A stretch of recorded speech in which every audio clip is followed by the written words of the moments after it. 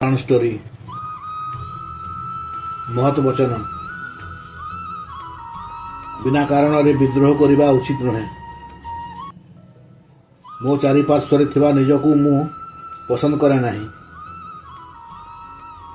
अभिनय लोक मानक पई तर्कसंगत पंथा। जड़े अभिनेता ही जीवन व्याख्या करि पारे।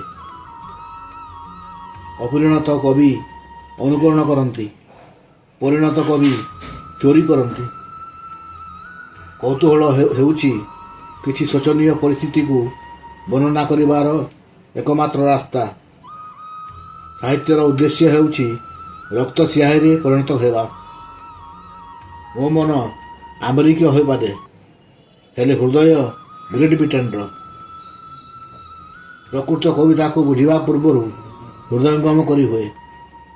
यदि तुम विश्व को परिवर्तन करने को चाहूच तेरे घर को जाओ और निज परी घर को भल पाओ। प्रत्येक शताब्द सत्य परम तृप्तिर अनुभूति दिए। प्रत्येक वस्तु परिवर्तनशील हेले मो मध्य कौन परिवर्तन होई नहीं।